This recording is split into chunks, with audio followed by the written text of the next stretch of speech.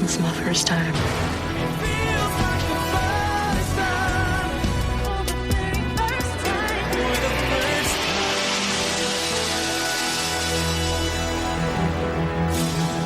First time. Welcome to Babylon 5 for the first time. Not a Star Trek podcast. My name is Jeff Akin, and I'm watching Babylon 5 for the first time. No. My name is Brent Allen, and Did I say Brent Allen? No. I am watching Babylon 5 for the first time. Wow. I was like, did I just mess that up? No, it's just about as anticlimactic as this episode was, Jeff. That's all I was going for. But hey, listen, we'll get into all of that. Jeff and I are two veteran Star Trek podcasters. We just give the podcast. We just said it. Oh, there you go. There's the wrap up. Bye, everybody. Thanks. Right. That's it. Right. There we go. We are watching Babylon 5 for the first time and not comparing it to Star Trek, but we're using that lens that we've gained as over analytical Star Trek podcasters and applying that to Babylon 5 to see if there's any message of hope, message for the future. What was it JMS was actually going for when he was developing the show? And should we have watched this one sooner? And while this is not a Star Trek podcast, we are Star Trek podcasters. So we tend to bring in the references. But honestly, Brent, we haven't had a whole lot of the Star Trek references. No, I don't know that we will this episode either. Maybe we will. We're gonna have. I know we got probably one. If depending on where we go, I've got one that I kind of have. But part of that's because we're really getting kind of entrenched into what Babylon 5 is. But we put a game into place called the Rule of Three, where we're each limited to 3, no more Star Trek references to keep us focused on Babylon 5. When we make that, that's the sound you'll hear whenever there's a reference. You may hear up to 6. Well, 7, because I did that one. Brent, I am so excited to share with you some comments and emails and tweets that we got. I'm so excited to hear them. Let's go. So if you remember last week, right, we got a 5-star review on Apple Podcasts. And whenever we get a 5-star review on Apple Podcasts, you get to hear this. Oh, yes. So go click that right now. I'll remind you at the end again, but give us one of those so we can hear that. But TSF76. Oh, yeah, this guy. Yeah, gave us a 5-star review and said that Babylon 5 had a massive impact on his life. Brent said, hey, reach out to us. He did. Cool. He did. I was so excited. Like I got into the inbox and I'm like, oh, there he is.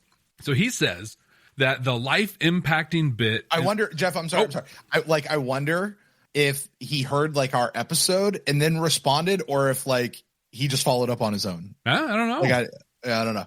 I don't know the timing of how that came in. Go ahead. It's worth asking though. Yeah. No, this is pretty cool, and it's got some homework for you and me on it at the end of this. Yeah. So, but no, it says the life impacting bit involves Ivanova, and I actually got to thank Claudia at a Babylon Confidential book signing. She's a pretty amazing human.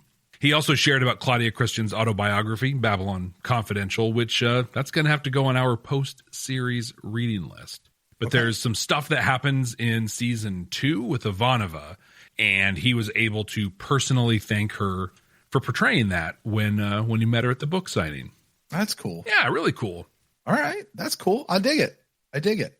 On YouTube, hi YouTube, in the comments there. What's up, YouTube? We're kind of on an Ivanova go on this one, but Hobby View says, this is a short one, but all that needs to be said. If you like Ivanova now, just you wait. She gets some of the best lines in the series. You'll be getting finger cramps from all the chef's kisses you'll be doing. She already has some of the best lines of this series, man. She had one today, too. Yeah, she had a couple in this one. Yeah, so good. Now, Brent, this next one's not great, and it's kind of directed at you. Me? Yeah. What did I do? Well, I'm going to read it. It's I just kind of wanted to let you know it's okay. But this is what we're going to do, right? We want to hear from all of you. We want to hear it all, and we're not going to sugarcoat things and make, everybody loves us so much. Okay. They don't all. So this gentleman, E. Mark M, I'll cover up his last name for him. Okay. But went to our website, babylon5first.com, number 5, word first.com, and he said, I'm going to kind of put this together a little bit. And I am serious, Brent, like it's not great to start. Okay. Okay. Go ahead. He says, okay, I'm going to try and keep from swearing, as that's unprofessional. But every time that Chuckle Nugget, Jompray, or whatever his dumb name is, every time he says Ivanova or Delon, I want to stop listening and unsubscribe. Hold on. Did he just call me a Chuckle Nugget? He did. Well, to call you anything else would have been unprofessional. Whatever his dumb name is, Brent. It's Brent. I don't think it's that dumb of a name. Okay, go ahead. But here's some icing on the cake. He says, this is just after episode 2. What? Soul Hunter. And it's already pretty infuriating. Okay. I'm intrigued by your premise and want to give the show a fair shake, but this guy. And he goes on. And this is kind of where I kind of lost it. The thing is, I have to think it's intentional. He has to apparently think this is intentional. The intentional mispronouncing of several major character names is indicative of an utter lack of respect for the material. There's nobody in the show who says the words Ivanova. It's just not the character's name, and you clearly heard the name enough to get it wrong in a way that has to be intentional. Okay. So that's from Mark. Mark. Do I get to respond? Please do. Should I respond? Also, though, Brent, we're not going to be unprofessional. He has set the bar at no unprofessionalism for us, so we're going to honor this that. Is a family-friendly show. I'm not worried about professional. We'll keep this for the kids. There's little ears listening out there. First of all, Mark, thank you for your comments and your insightfulness. I am going to summarily dismiss everything you said, except for you're intrigued by the show's premise and you hope that it goes somewhere, because it does.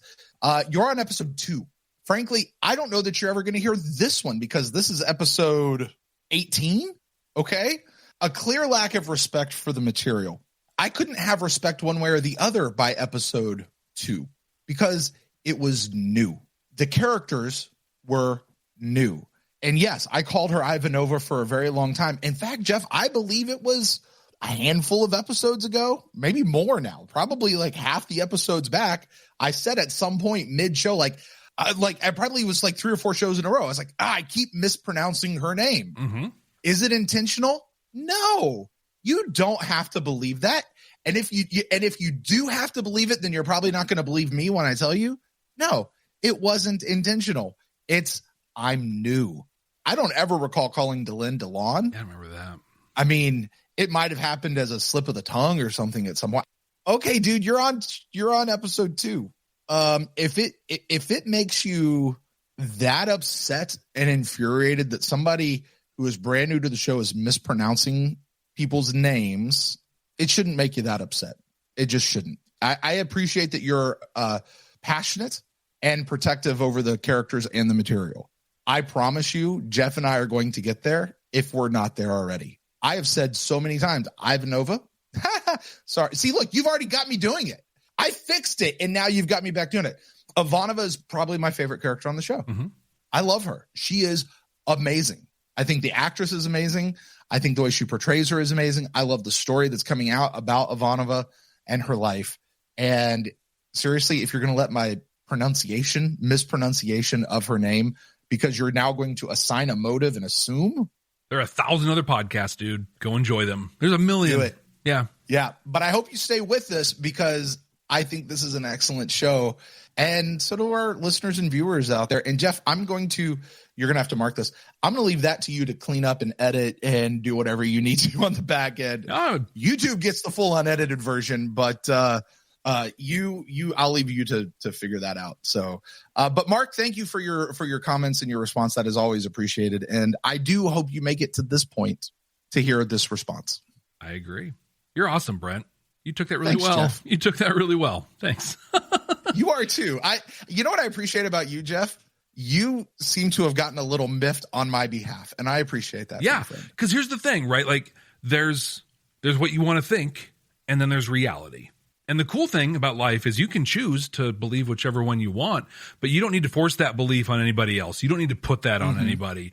And this has been a journey for both of us. I We've messed up the Star Fury name, for the fighters that are super. We've messed those up.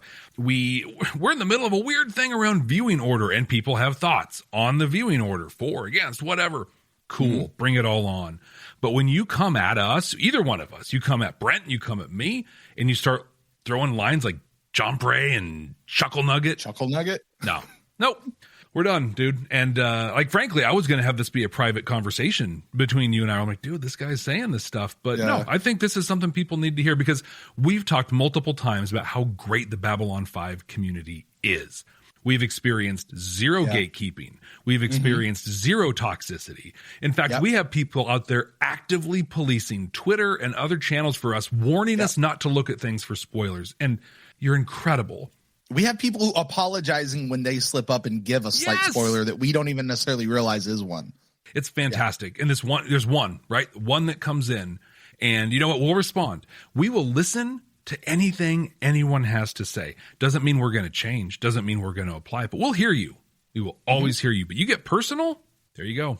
There you go. I will say 10 points for Chuckle Nugget, because that one's brand new. I've had a lot of insults in my life. Chuckle Nugget, that's the first time I've ever had that one. It's kind of fun. But don't call me that again. No. Nope. I'll cut you. I will carve your bones into flutes. I will. Wait, what'd she say in this episode? Ivanova is God. I will rip your throat out, your lungs out. Sorry about that part. Stand by. We'll be right back. Are you ready to take your Babylon 5 for the first time experience to the next level? With our exclusive Patreon, you'll get access to all kinds of cool stuff that you can only find there. Our recording notes, unedited reaction videos, an exclusive Discord community. And you can even be listed as a producer of the show. Plus, we even offer exclusive meet and greets and hangouts. You won't find this kind of experience anywhere else. Get all these amazing benefits, plus the opportunity to interact with other fans from around the world. It's being part of a huge community where everyone shares the same appreciation for Babylon 5. Subscribe at patreon.com/Babylon5First. That's the number 5 and the word first to get access to these incredible benefits. That's patreon.com/Babylon5First. We can't wait to see you there. Yeah, so some really great stuff from people, and I will tag that just by once again saying, TSF, I'm so glad you reached out to us. Yes, I love that is amazing. I can't wait to learn more about your awesome story. And everybody else who comments and all that, you guys rock. Totally. Like seriously, Jeff, you nailed it on the head when you said we have experienced zero of the toxicity and gatekeeping and stuff that honestly is very much alive and exists in other. All of them. Like all of them. Yeah. Yeah. The Babylon 5 community is amazing. Absolutely amazing. And that one guy, I'm going to assume the best. Not what he did for me, but I'm going to assume the best of him, that it's just that he loves the show so much and he's just that protective of it. And he'll get over it and he'll get to this episode and we're good to go. Yeah, it'll be good. We'll be best friends. We'll be besties. While we're upsetting people and getting them all fired up, let's wrap back to the game that we play that a lot of people really, really enjoy and a lot of people can't stand at all. That is true. This one is a little divisive. That is fair. But Brent, what did you guess based on the title alone what A Voice in the Wilderness Part 1 was going to be about? Yeah, I said that this was going to be straight out of the Bible, that we're going to get like John the Baptist rolling up in here. And I said that it was going to be a Minbari. I remember that it was something about Minbari, and it was probably going to continue the threads that we had picked up last week in the episode Legacies. I don't know that it did that. Maybe it does, maybe not. We didn't really finish a whole lot here, but we did get an old Minbari dude. We did. I don't know if he is the voice in the wilderness or if it's this other dude who's flashy thinging like Obi-Wan Kenobi rolling through. I'm assuming it's actually that dude. But that was my guess, was it was going to be very big religion, somebody preparing the way for something to happen. My guess harkens back to an old comment by, I think it was on Twitter, who said, wouldn't it be funny if all of your guesses from here on out were that you hope it's a sequel to Believers? That's what I was thinking it was going to be. Right. Yeah, I was way off. Not even touching. But for those of you who haven't watched this show in 30 plus years, for those that are watching along with us, or those who are just listening to this and not watching the show, Brent, why don't you remind everyone what A Voice in the Wilderness Part 1 was about? Okay, well, let's see. First, there's this new guy coming onto the station, except at least this time he doesn't seem to be the bad guy. At least we don't think he is. We really just don't know yet because we didn't watch part 2. This guy's name is Drawl, and he's a Minbari, and he's looking for Ambassador Delenn. Turns out he was a mentor and a teacher of hers. He's concerned that Minbar is changing into something that he doesn't even recognize anymore. Well, that feeling sounds familiar. He feels like his people have seemed to become lost, and he's powerless to help them course correct. Again, I really feel like I know that feeling. Apparently, he's also dying. So he wants to go out to the sea so he can be of some usefulness before he bites it, which is weird because when he was talking about going out to the sea, I just thought that was a euphemism for biting it, but I guess not. Anyway, that's really all that happened with him, so I'm sure we'll catch up with what's really going on in the next episode. Meanwhile, back a little closer to home, and by home, I mean Earth, not Babylon 5, over on Mars, people are rioting and rebelling against the Earth Provisional Government. It's bad, and it's sad to see on the news.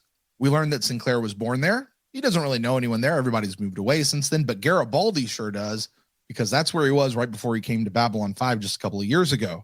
He's concerned about an ex-girlfriend, one that he was pretty serious about for a while. It was actually him accepting the assignment on Babylon 5 that caused their breakup, but she refused to leave, and now he's concerned about her. He asks Talia to contact that super secret Psycor base that's on Mars that no one except for Psycor is supposed to know anything about to find out if she's okay. Their response is, what super secret base? We don't have a super secret base here on Mars, and neither is your girlfriend. She's not on the list of survivors, but she's also not on the list of dead or wounded, so maybe she's not even here at all. Inconceivable, Garibaldi says.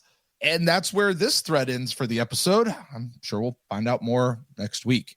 All right, now while all of that is happening, Epsilon 3, which, by the way, Jeff, did you ever know that the name of the planet that Babylon 5 is orbiting is called Epsilon 3? Yeah, I learned something today. I didn't even know that they were orbiting a planet. I mean, I guess it makes sense. It acts like an anchor for a point in space, but sure, there we go. Epsilon 3 has begun to act really funny. They send a team of scientists down there led by Dr. Tasaki. Strangely, a beam of light begins to be emitted from the planet. It's a beacon of some kind. Don't worry, everyone's okay. They're not just red shirts down there. All right, well, they're going to try it for a second time, but this time around, they're going to take some Star Furies with them who totally don't do their job. And now this supposedly uninhabited planet is shooting missiles at them from 5 miles below the surface. That seems weird. So Sinclair and Ivanova are going to do what Sinclair and Ivanova do. They're going to go check it out together in the same shuttle pod. Ay, what could go wrong there? When they get down there, they find a cool landing pad. They find a huge subterranean system with machines as big as buildings. And eventually, they find a single humanoid who's been appearing as a vision to several people on the station asking for their help. He says that if Sinclair and Ivanova don't help him, it's going to be bad for everyone, everywhere. All their people are going to die. So Sinclair opts to take him back, pull him out of the machine, but there's a cave-in that they're going to have to figure out their way around. They only have so much air in those breathers that they have. It's literally not a problem at all because there's a smash cut to them getting back on the shuttle pod, and they just slowly make their way back up to Babylon 5.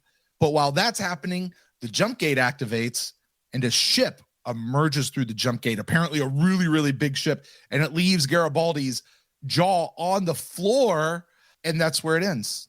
And I'm sure we'll figure it out next week. Do you know, I don't know, was this like part 1 and then next week was part 2, or did people have to wait like 3 months? I don't know. I have no idea. Because I feel like that very different. I mean, it's a good cliffhanger. Yeah, it's a good cliffhanger. You know, I don't know that it's quite as good as Commander Worf. Fire. It's definitely not a Who Shot JR.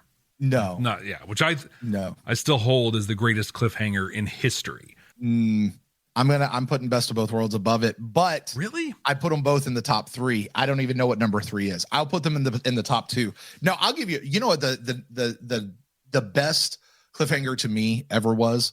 was a show called Lois and Clark: The New Adventures of Superman. Yeah. Starred Terry Hatcher and Dean Cain, and it was the season finale where Clark gets down and asks Lois Lane to marry him, and she goes, "Who's asking? Clark Kent?" And then she rips off his glasses and goes, "Or Superman." Dun dun dun. It's done. I was like 10, and I went, "Duh!" That was a good cliffhanger. That was anyway. Good. Go ahead. But so last week, right? I just had this weird feeling where just everything kind of felt uncomfortable to me, and I just couldn't wrap myself around the episode. But that wasn't the case with this one. Like, this felt like this is Babylon 5 again. But I think part of what helped it is kind of the point you've been making as we've been talking was the pacing and like how much story was in this. Like, there were whole like 90-second scenes of showing people just doing their jobs, which was cool. I don't not like that. It gave a lot of room for scenes to breathe. What I'm terrified of, though, is we got like a 35-minute episode in a 43-minute time slot. I don't want the next one to be a 60-minute episode in a 43-minute time slot, right? Because we've had those two-parters in other series before where it's just like, hey, we didn't get everything in the first one, so now we're going to make a 10-episode season, and 8 of the episodes are going to fill in the blanks that we should have set up in the first. And yeah, we don't need that. But or you get the other one where they have it was about an hour and a half worth of time to fill, but they really only have about an hour and 10 minutes worth of story. And they spread that between the two episodes. Yep. And neither episode feels complete. Yeah. And this, I just hope the other one isn't so overloaded. Yeah. What saved this episode for me and that I loved was Londo. Yeah. Oh my gosh. So good. Yeah. But honestly, Delenn as well. I got so much out of her, just the way she was portrayed. She was legitimately excited and happy and moved and sad. But I think this was a really good, like, setting the table. I'm legitimately excited to find out all the stuff out of Epsilon 3, what happens in Mars, and is Drawl really Delenn's best friend, or is he here to train the new human troll hunter, James Lake Jr.? Yeah, I don't know if anybody's going to get that one. I'm not there yet. Okay. I'm still in the first part of Troll Hunters, trying to make my way through it as best I can. Such a great show. I'm loving that one too. Anyway, I got to be honest, Jeff, I don't understand why we're watching this one in 2 episodes. We had this discussion last week, like, are we going to watch it as 1 episode or are we going to do 2? We were advised to do it as 2. Mm-hmm. Like adamantly, like, you do this as 2. Yeah. These things are packed. And that's what freaks me out about part 2. Like, yeah, are we going to be done here in 20 minutes? And then next week, are we going to be on here for 3.5 hours to get through I hope not. Right. So I trust the person who told us to do it in 2 slots, and I'll recognize the idea that we're only halfway through this, but this feels incredibly incomplete. This episode, to what you were just saying, Jeff, felt like it moved at a snail's pace and didn't really do much. Yeah. I understand that it's set up a lot, and next week it's probably going to be a lot of pew, pew, pew, action, action, action, pew, pew, pew. But frankly, at the end of the day, there's not a lot to talk about. Like, I think a lot of our conversation around this episode is going to be like, yep, that happened. I don't know why. We'll figure it out next week. I think that's going to be the majority of our conversation tonight. Well, I think there's some stuff we can talk about in the traditional Babylon 5 way because so rarely are things answered. But like looking at Delenn and Drawl coming together, like when he came around the corridor and she was coming into her quarters, like I've never seen a beaming smile from Delenn. Like, she was so happy to see him. That was so good. And just, great relationship, good chemistry. I desperately hope that this doesn't end with him going to the sea. Like, I want to see more of him and Delenn. Can I make a prediction? Okay. So the dude that they pulled out of the machine at the end of the episode, the voice of one crying in the wilderness, it's going to be something where he's not doing something in the machine right. Like, he's about to die, and so, like, he's at the end of his whatever that's holding back this beacon that's just called through the jumpgate, whatever it is. And I think this dude is going to be like his replacement down there. Oh, like he's like the new battery to get plugged in to hold everybody back or something like that. Like that's my guess. Okay. Yeah. Hopefully I don't want to say hopefully that's where that goes, but that's all I can think. I don't know. I don't know anything about was that due to, well, we'll talk about that a little more later. Yeah, we don't know. I mean, this was the premise of Lost, right? Yeah. Like the whole premise of Lost was the caretaker of the island looking for a replacement, right? Like, can I tell you what I noticed about this guy? Has nothing to do with the story. Is it the wingy pointed headdress thing? From our conversation last week, he had the W headpiece and Delenn has the single pointed one, which made me wonder, maybe it's not religious caste versus warrior caste, because this guy definitely felt like religious caste. Yeah. Maybe it's just more male female. Like, I actually just looked at Linear. He's got the W also. Does he? Yeah, I think it might be a male female thing. Okay, fair enough. Which is interesting because It's a little disappointing. It is. Well, one, because there's so many other opportunities, but also in the gathering, and really for like the first little bit of Minbari stuff, I think we had speculated that they might be like an androgynous people, like they're non-binary androgynous kind of a race. And I was like, oh, that would be really one, clearly no, they're clearly male and female character, but then also to go as far as to be like the skullet headdress thing is also your gender. Yeah, I think it'd be a little disappointing. I don't have anything else about the drawl situation. Like, I don't know why he went to go meet Londo. I don't know. I don't get it. He's going out to sea. I want to talk about Londo though, really quick in that, because I thought it was really interesting that Delenn brings him in and, you're a friend of Delenn, so you're a friend of mine, basically. Right. He chose of the 1.5 billion topics that he could have brought into this conversation with this old friend of Delenn's, he brings in the hokey pokey. Why do you think he did that? I mean, it could be literally what he was just looking at, and it was just top of mind, and it was really bugging him, and that's what they walked in on him. I feel like he was looking at something else though, and this was a diversion, although something true, because there's a great line that Londo and Delenn, a sentiment really that they shared of like, man, these Earthers, like, they seem awesome, and then they're a complete mess hole at the exact same time. Like, there's no accounting for these people. Like, what's going on with them? And I was like, yeah, that's Earthers. Yep. That's what we are, you know? And they're like, they have this litany of just culture and amazingness, and they can write these symphonies and they can do all of this. And then they teach their kids, every generation teaches them this song. You know the song I thought that they were going to go to? Was it Happy Birthday? No. Oh, that's what I thought they were. Rockabye Baby. I was thinking it was going to be Rockabye Baby, which is a horrible nursery rhyme. Most It's are. a kid falling out of a tree. Now go to sleep, little one. It's all okay. Right. It's going to be You're fine. about to die. Yeah. But he goes to the hokey pokey. He's like, it means nothing. I think it means something. And this was a seed planted for probably a small payoff, but somewhere down the road, there'll be something. And he literally figures out that the hokey pokey literally is what it's all about. Putting it in, putting it out, shaking it all around. Like, that's what it's all about. Jeff, this is a family-friendly podcast, buddy. What are you doing? Wow. You're the one that went there. My face is getting redder on your behalf. Jeff, family-friendly, pal. I got to keep that in mind. But to use that as a segue and to pivot into kind of the Mars stuff and everything there, the scene where Londo sat down with Garibaldi in the bar. Oh, such a good scene. So good. Yeah. Incredible. But I loved Londo, like, just sitting down with him, sharing the story, and then just telling him, like, dude, you just looked like you needed a friend. Yeah. He's going to go spread happiness throughout the station. Yeah. As ambassador. Come on, Neelix. That's your third and out. And I almost want to count that. Oof. That's just mean, man. To like compare him to Neelix. Oh man, I love Neelix. Neelix is my dude, man. There's somebody that does. That's fine. But Garibaldi was upset because of, was her name Lise? Was the girlfriend? It wasn't Lisa. It was, you're right. It was Lise. Like maybe short for Elise. Maybe. Like Harriman or Harrison or something like that. Yeah. Yeah.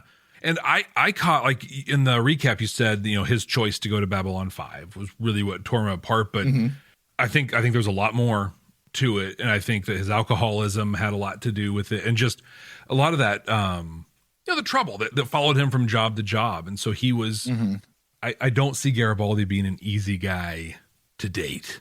Like, let's say Mars Garibaldi, maybe Babylon 5 Garibaldi is. And hey, maybe Talia Winters will find out, because he is sure overly aggressively pursuing her. Oh, we were back to pervy Garibaldi in this episode. Yeah. And shame on Sinclair for not being like, hey, that, because not only was he in the lift waiting for her, but like he was there and he just had this like look on his face, like, yeah, hi, I've got a spot for you here. And Sinclair's like, yeah, let's go somewhere else. No, dude, step up and manage that guy. Like, that's inappropriate conduct. Oh, I would be like, dude, you're supposed to be his wingman. Like, help him out there, brother. Like, hey, you're waiting forever for another lift. You need to get in there. Hey, I forgot something back in my office. I'm going to go grab it real quick. Let y'all ride together. Stop. Just freeze those lifts for him. He's like, oh, I don't know. There seems to be a power failure. We'll have that done here in about 47 minutes. So Mars is attacking? No? Mars attacks? Oh, Brent. I never saw that movie. What? I've never seen that movie. All right, we're done. I think we're done here. It's a classic. It is so good. That's the sound the aliens makes. I would not describe Mars Attacks as a classic. It's because you haven't seen it. Okay, fair enough. It's so good. But yeah, so Free Mars has stood up and looking for freedom. Yeah. But I have a theory. On Free Mars. Go ahead. Psycor has a not so secret base that's right next to one of the cities. It was a quarter mile away from the fighting. So it's close to the cities there. When we found out through the Ironheart storyline how Psycor is basically the big bad from Earth, I think they've been there on Mars telepathically fueling the fires for Free Mars, trying to bring them to this crescendo they're at now. In the meantime, we learned in Eyes that they were out buying weapons and arming themselves for this whole thing. And then Psycor is the one that flipped the switch. So I think that when they shut Winters down for the communication, it wasn't just like, we're secret and we need to stay secret. It was, we're basically mind controlling a war zone right now, and we can't have you in the middle of that stuff. Especially not some government guy like Garibaldi. A security government guy. Who could sniff that out. Girlfriend. Yeah. I don't think you're necessarily wrong, Jeff, but I have no idea because the episode didn't finish. I don't think we're going to get resolution to Free Mars next week. Oh, probably not. No. This is definitely a seeds are planted, fuse is lit. Yeah. It's probably more the seeds are planted. This is that thing has germinated and it's sprouting. Yeah. It's growing. The seeds were planted in Eyes. Now it's coming up, and then it'll blow up. This is, along with Home Guard and everything, this is some of the slow burn stuff that's now just starting to burn. Yeah. It was really interesting though, watching Sinclair and Ivanova. I think it was actually, we saw Sinclair watching it, but we heard about it from the others. Watching on the news this thing happen, which is obviously so far away from where they are. Yeah. Like whatever's happening on Mars isn't going to touch them directly. They might be indirect, whatever is processed on Mars, whatever supplies, however that's working. But there is still a connection. Like that's our place. Like that's a part of our deal. And frankly, that's what I felt like on January 6th, 2021, watching crap happen at our Capitol and going like, I'm completely helpless to do anything about it. I'm really sad that this is happening. And honestly, it's so far away from me. It's not touching me. You know what I mean? Like I'm going to get in my car and go to ball practice after this. You know what I mean? Yeah. Like, or even, I go back to watching 9/11 on TV. That's another huge event in our nation. Like I was in Clearwater, Florida, the day that happened, not anywhere near New York or Washington, D.C. or any of those places. So, it was an interesting watch seeing how they responded to that kind of stuff. Just like they were emotionally hit by it. Mm-hmm. You know what I mean? I think it's that difference between, I'm in Clearwater, Florida, and that's New York and whatever. And I'm in Clearwater, Florida, but moved here from New York. Like when I saw the video of the tower coming down, I remember when I used to cross the street there. Yeah. Kind of a thing. Well, cause I remember like my buddy, his dad was working in the building that day. Thank God he called in sick that particular day. Wow. But he couldn't get through to find out what's going on with his dad. He just thought his dad was at work that day. It wasn't until probably noon or lunchtime that he found out his dad stayed home that day.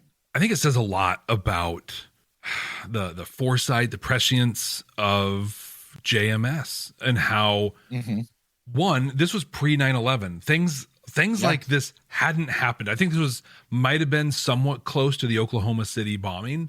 And that was our big terrorist event on U.S. soil at that point. And so that was one of our own too. Exactly. That was one of our own. That wasn't a foreign power coming or a foreign terrorism group coming in. So yeah. But that was our frame of reference. But he was able to portray in that little scene, like, this is what's going to happen in 8 years, or 7 or 8 years from when this episode aired. But beyond that, kind of rewinding a little bit to where you had mentioned when Drawl was talking about how he sees Minbari society falling apart.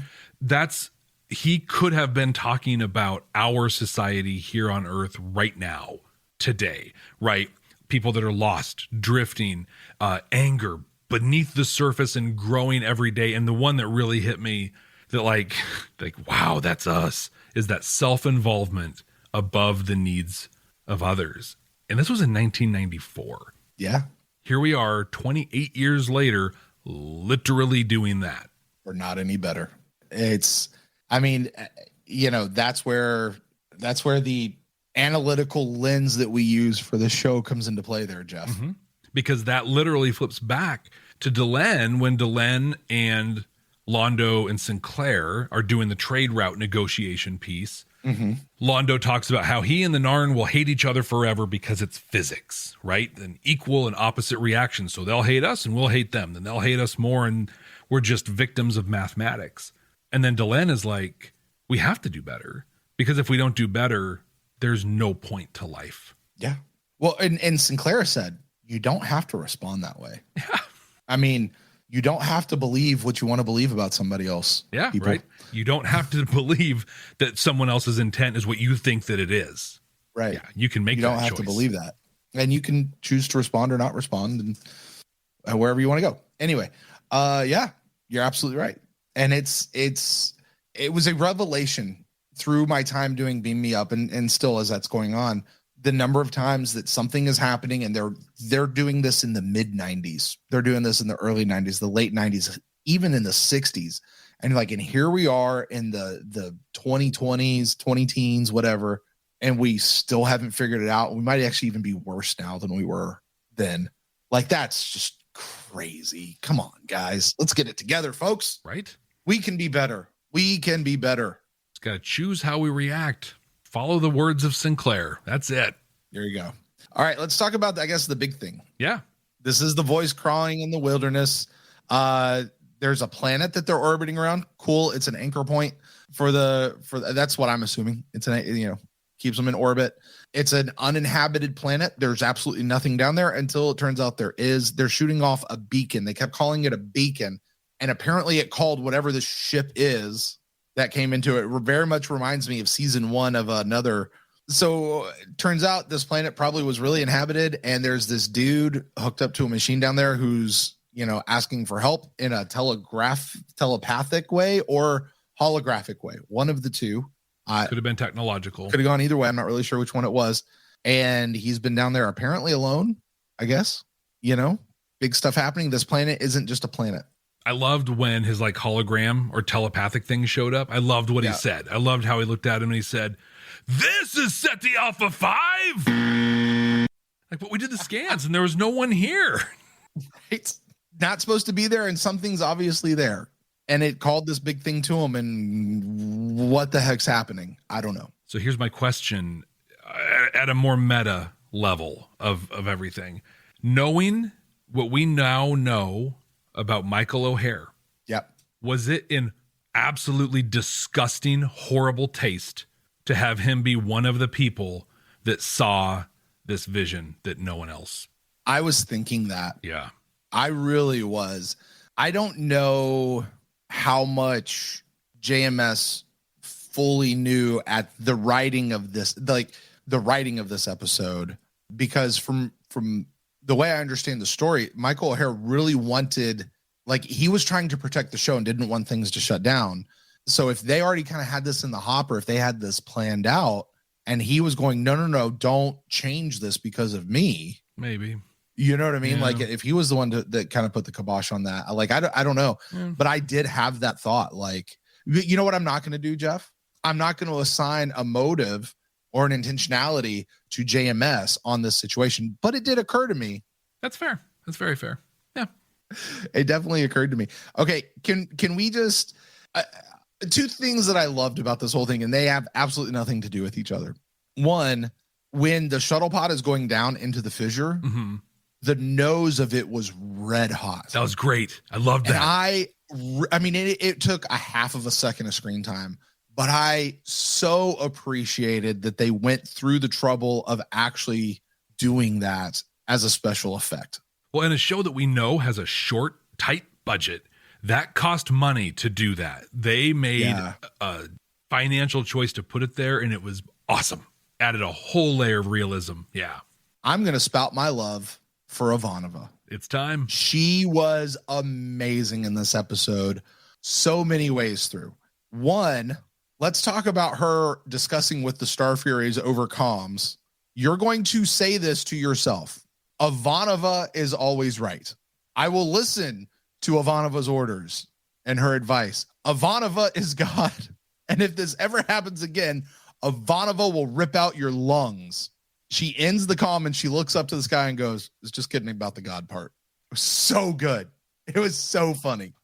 And then the other one, okay, the line where she goes, "Commander, I've got to go to the bathroom." Yeah. Like, that was funny. I can just picture her in the ADR studio, like the little booth, throwing out like 15 different lines. And that was not the line that I wanted them to pick in that moment. You know what I mean? It was funny, but it wasn't like it just didn't hit the same way. It took me out of it. I think it was a very Ivanova thing to say. Like, what she should have said is not a thing she would have said. Right. And I think that with her relationship, it made sense. But especially the second time I watched the episode, and one, how very clearly in the sound engineering that whole piece is 80 yard. Like that pops out at you. And then it's like, that's just, could have said. I mean, okay, yeah, it's a Ivanova thing to say, but there are 14 at least other Ivanova things that could have come across. Yeah, I mean, it really is like they just said, "Okay, Claudia, just ad-lib some stuff, see what you come up with." And they all laughed at it and they said, "All right, we're putting that one in," because they wanted to put it in. Yeah, that's the one. That'll be so funny to put that in there. Yeah. And you know what? I'm okay with it. I've done that. On a creative level, I'm putting it in because I want to put it in. It makes me happy. Yeah. I don't care about anybody else. Like, I totally get it. But I loved when they're pulling the guy out of the thing. And she's talking about like, okay, so we've got to get back through the rocks and we got the breathers to worry about. And, you know, Sinclair's like, "Yeah, but we can't just leave them." She's like, "Oh, no, I'm with you." Yeah. It's just, as a Russian, we have to list off the level of stupidity so we can compare it for later or something like that. Here's my question, because that stood out to me. We have heard Ivanova do this several times now. I mean, this is probably at least the third or fourth time we've heard her. It's a Russian thing. It's a Russian thing. It's a Russian thing. And it hit me in that moment. J. Michael Straczynski. Mm-hmm. Is he of Russian descent? And are these things that he's writing into the show for her character that are things he has experienced in his own family? Like, you know what I mean? Yeah. I don't know. I don't even know if he is Russian. Yeah, I have no idea. You know, he definitely kind of has that Slavic deal. And I'm not trying to be disrespectful. I just don't know all the different. I don't know how to parse that out. But I would like that. Like, in my head canon, that's just JMS talking about his family. Yeah, that'd be cool. I think it would be better than what I think it is. Which is, hey, we don't really know a lot about Russian culture over here in the United States. So I can say these things about, hey, we're Russian, and it kind of sounds old worldy and mystical a little bit. And, well, they don't really know. So it's a way to add some flair to her character a little bit. And without actually respecting the culture that's out there. Yeah.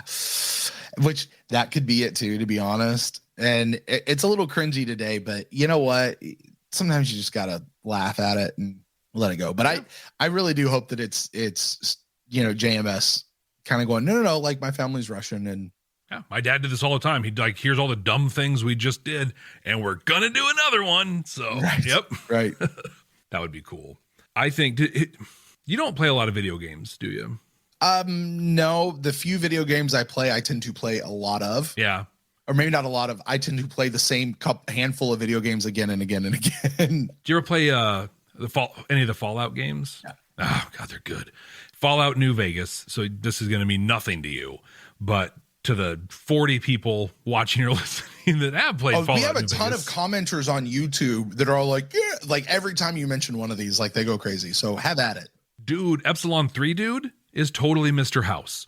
And my theory on this, so in the Fallout world in New Vegas, which is, Las Vegas, 200 some odd years in the future after a nuclear apocalypse, there's this guy, Mr. House, who's hooked up to life support, and he's about to launch this robotic thing to take over Vegas, which would take over the Mojave and make him, king stuff. He set a bunch of things in motion before the bombs fell, so that then when they did, he could pick up the pieces, pick up the ashes, and be the big guy.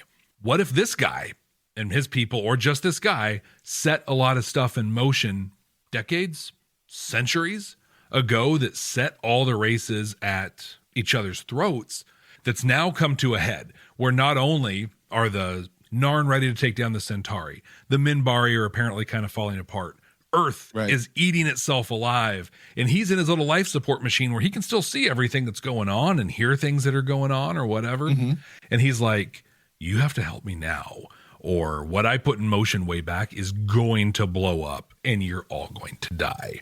Beat for beat, it's Mr. House. Boom. Okay, sure. I'll take your word for it. I feel about like that the way I feel about this episode. Like I'm watching, I'm like, okay, I'll take your word for it. Great. See what happens. So Big Beam apparently calls somebody through the jump gate, and there we go. So I think I want us to guess. Not now, but I want us, when we guess what the next episode is going to be about, I want us to put our chips down on what we think came through the jump gate. Oh, I very specifically know what I think came through the jump gate. Okay. We'll talk about it. I'm for you on that. Jeff, let's get to that part, though, where we now talk about this episode, analyzing it for mirror held up to culture, a hope of the future. Is this episode trying to say anything? I think that I'm glad that we're watching this one in two parts, because in the back of my head, this next one is still going to be so overly packed that this is a nice kind of this is like our calm before the storm. But how I feel about the episode overall, I'm going to hold off until we watch part two. This was table setting across the board. So yeah, I'm going to withhold overall judgment. But for Star Trek, for Deltas, I think Delenn had some real gems in this one, right? The piece on without the hope that things will get better, then life is pointless. And I liked it too, where she said that evolution is overrated. So basically saying we have to get better every single time, or the whole thing is a sham. I liked Dr. Tasaki a lot. Yeah. In this, he was like, first off, he was just like a dude at work, just like, hey, yeah, we're going to do this. Meet me at 8 a.m. We'll grab these things, load it up. Any questions? Cool. Did you see the awesome patch he had on his uniform? I don't think so. Did you see what it said? That this, you remember like where they had pain stick, or no, not even pain stick, the pain giver. Pain giver, yeah. Right? Or like just the lame names they've come up with stuff. This literally, it just said Earth Force Science Team. They were the entire team for all of Earth Force. All of it. The whole Earth Force Science Team. Just, hi, we got a little bomber jacket that says we're this. We're the science team. But he loved science. Oh my God. He was all about it. Yeah. He's like, this is just another day at work. We're happening to discover like unbelievable things that we've never fathomed before. But, we're just going to do it. Well, he says this line, and you guys can go back and watch my reaction video, because exactly how this went down. He goes, can you just imagine? I can't just imagine anything better than dying in the name of science. Yeah. And I'm sitting there going, like I said out loud, I can think of a few better things than dying in the name of science, better ways to go than dying in the name of science. And like Ivanova says that exact same line as I'm saying it. Like, it was great. She's like, is it multiple choice? Because I got a couple ideas. Right. But I think that the emphasis on like, we have to be better, we have to do things better, and the focus on science and discovery, like that's Star Trek, those things there. But this episode highlighted the carnage of a terrorist attack. It set up a massive discovery and a possible threat, but didn't do anything with it. So I want to give credit where due. I'm going to give this one 2 deltas. What about you? I'm going to cheat. Oh, okay, fair. I'm going to abstain from judging this episode until I see the next one. Okay, yeah. Because I can't, it's so incomplete. There are lines in this episode that you just mentioned a few of them. We talked about a few of them before that are incredibly Star Trek. They are incredibly holding up a mirror to society, but those are individual lines. It's not a message of the show, Yeah. So I'm going to have to, like I said, I'm going to have to abstain from this for this particular episode until we see the conclusion next week. I assume it's its conclusion. I don't know. I think its conclusion comes at the end of season 5 from what everyone's told us. But we shall see. That's fair. And I will put my little asterisk that I can go back and I can bump up or down this one based on the next episode. Absolutely. Cool. Well, that's it for A Voice in the Wilderness, a part 1. Next week, we're watching part 2. Who came out of the jump gate, Brent? I think it was the Vorlons. I thought the same thing. Yeah, absolutely. That's what I was thinking. 100%. Big, huge Vorlon thing. That's what I thought. In Deathwalker, we learned that they interject themselves. They get involved when the stakes get high enough. Stakes are high enough. Here they are. And I think that they are going to come to get Mr. House, snag him up, and scoop up all that tech. That's going to be their goal. Yeah. I'm still going back to my headcanon of Delenn's friend, Drawl. He's going to be the new Battery. Really? Yeah. Like something's going on with this planet that's like of ancient consequence or something like that. Although, the idea that they happen to put this station around this planet that was supposed to be uninhabited and now something's happened. Oh, maybe we have an answer to what happened to the first 4 stations. Were they? Yeah. Cause were they here? And if they were, I assume they were all here. Yeah, they were all built in the same spot. Yeah, and Mr. House is like, nope, not this one. Although they dealt with those missiles pretty handily. Like, it didn't seem to really phase them that much. Yeah. So, well, we're going to find out if it was the Vorlon. Honestly, if it's not the Vorlon, I'm going to be pretty blown away. Like, everything, in my opinion, everything this season has led to the Vorlon coming in being like, nope, this is the hour of scampering, and you best get to scampering because we are taking over. Right? Yeah. But we'll find out next week. Thank you, everyone, so much for joining us. If you haven't already, pop over to Apple Podcasts, give us that rating, give us a review. We'll read it here on the podcast. If you haven't already, subscribe on YouTube. Hit the bell so you know when our new stuff is coming out. And so, until next time. Hey, Jeff, before we sign off, can I get you a drink? Yeah, it'd be great. Honestly, it's kind of late, though. Like, I don't know. You just get me some water? Water? Ugh, never touch the stuff. Well, Zabagabi. It's my first time.